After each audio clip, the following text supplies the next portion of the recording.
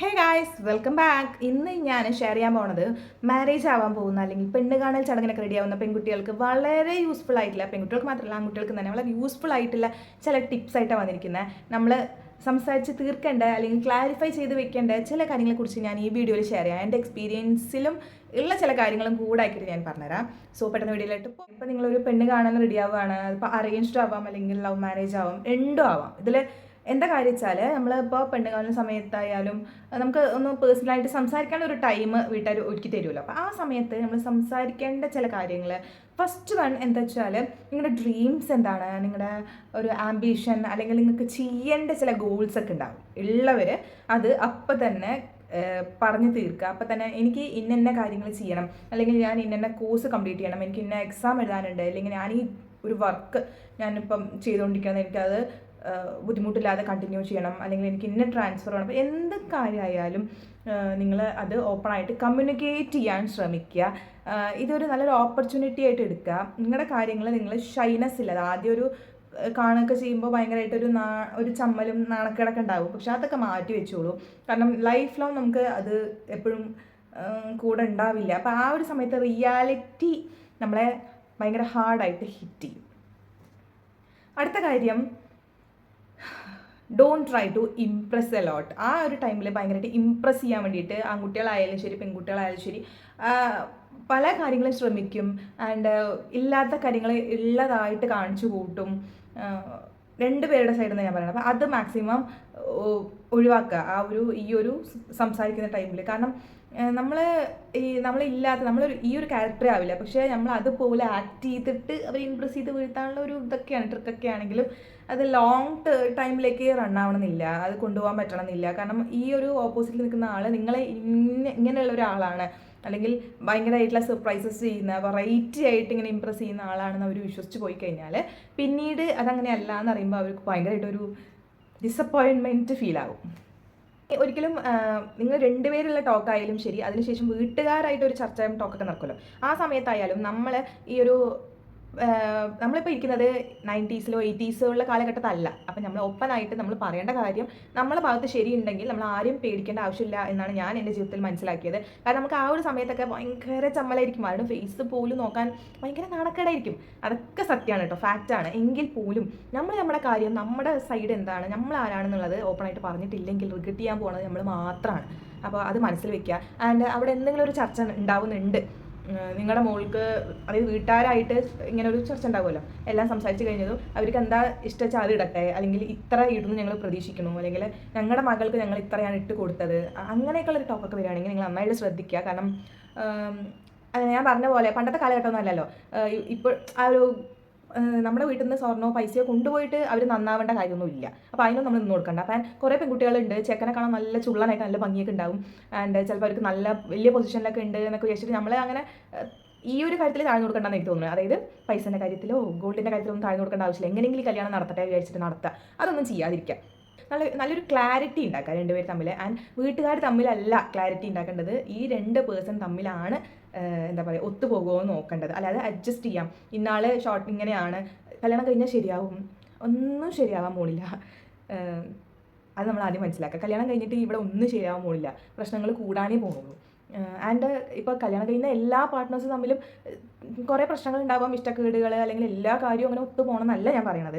എന്തായാലും എത്ര നിങ്ങൾ ഒരേ വൈബിൾ ആളാണെങ്കിലും അവിടെ ക്ലാഷ് സംഭവിക്കും, അത് സ്വാഭാവികമായിട്ട് നടക്കുന്ന കാര്യമാണ്.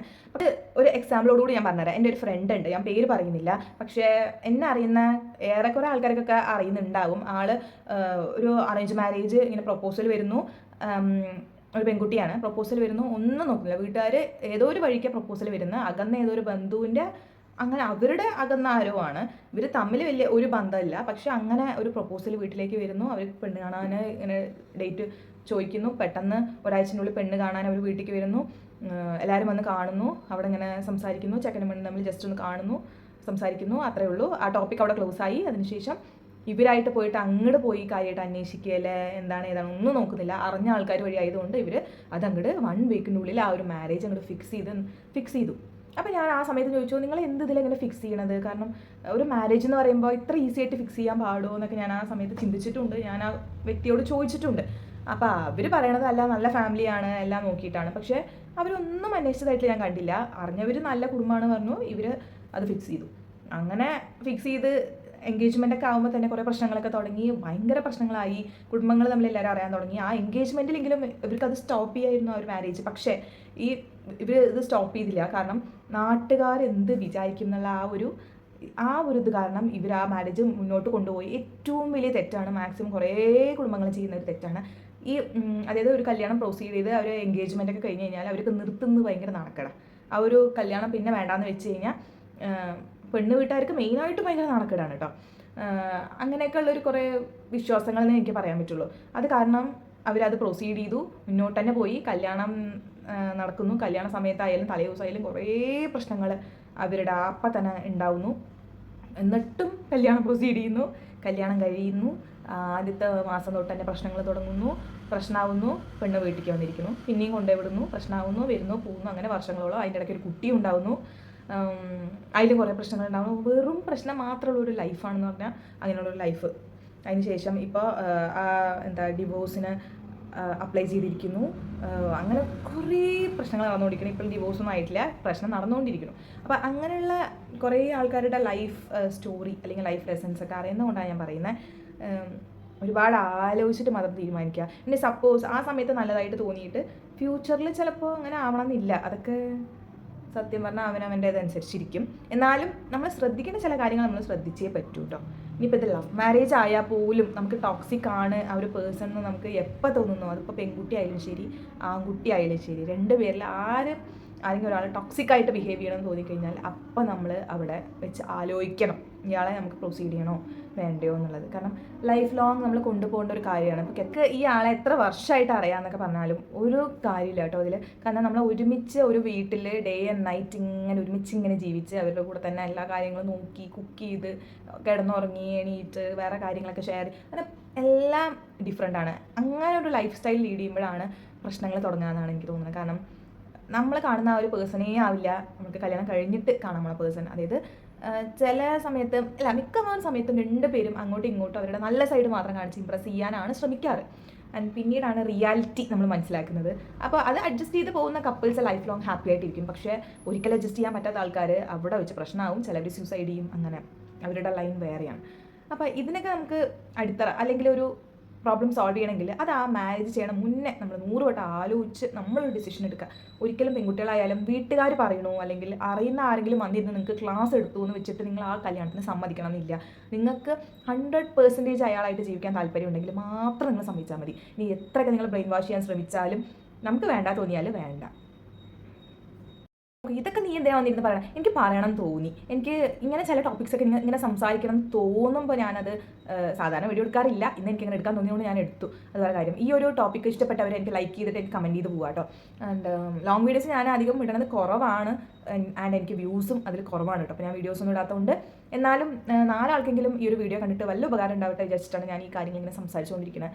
ആക്ച്വലി ഇപ്പോൾ നിങ്ങൾ ഒരു റിലേഷൻഷിപ്പിലായിരിക്കാം, ചിലപ്പോൾ അയാളായിട്ട് ഭയങ്കര ഡീപ്പ് ഇൻ ലവ് ആയിരിക്കാം, അങ്ങനെയൊക്കെ ആവാം. പക്ഷേ ഇറ്റ് ചേഞ്ചസ്. അതിനർത്ഥം ആ പേഴ്സണിനോട് നിങ്ങൾക്ക് ഇഷ്ടമില്ലാതാവുന്നു അല്ലെങ്കിൽ അയാൾ നിങ്ങളെ വെറുക്കുന്നൊന്നും അല്ല. പക്ഷേ റിയാലിറ്റിയിലെ ഒരു ജീവിതം എന്ന് പറയുമ്പോൾ നമ്മൾ ഈ ഡ്രീമിൽ കാണുന്ന ഈ ലവ് അല്ലെങ്കിൽ ഈ ഫോൺ വിളി, ഈ കൊഞ്ചൽ, റൊമാൻസ്, ഇത് എപ്പോഴും ഉണ്ടാവില്ല. നമ്മളെ മാരേജ് കഴിഞ്ഞ് കഴിഞ്ഞാൽ മെല്ലെ മെല്ലെ റിയൽ ആയിട്ടുള്ളൊരു ലൈഫിലേക്കാണ് നമ്മൾ കിടക്കുമ്പോൾ നമുക്ക് മനസ്സിലാവും ഓക്കെ ലൈഫ് എന്ന് പറഞ്ഞാൽ ഇതാണ്. ഇത്രയും വർഷം നമ്മൾ വിചാരിച്ചതല്ല മാരേജ് ലൈഫ്. നമ്മൾ മനസ്സിലാക്കുമ്പോൾ നമ്മളെ തന്നെ മിസ് ചെയ്യരുത്. ആൻഡ് നമ്മുടെ ഡ്രീംസിനെയോ അല്ലെങ്കിൽ നമുക്ക് ചെയ്യണമെന്ന് വിചാരിച്ച കാര്യങ്ങളൊന്നും അവിടെ മിസ്സായി പോകരുത്. അതുകൊണ്ടാണ് ഞാൻ ഈ വന്നിരുന്ന് പറയണേ. അപ്പോൾ ഒരാൾക്കെങ്കിലും ഈ ഒരു വീഡിയോ എനിക്ക് ഉപകാരപ്പെടുന്നു എനിക്ക് തോന്നുന്നു കേട്ടോ. എവിടെയോ ഒരു ഭാഗത്ത് എനിക്കിങ്ങനെ തോന്നുന്നുണ്ട്. നോക്കാം. വീഡിയോ ഇഷ്ടമാണെങ്കിൽ ലൈക്ക് ചെയ്ത് ചാനൽ സബ്സ്ക്രൈബ് ചെയ്ത് പോണേ. Okay, by.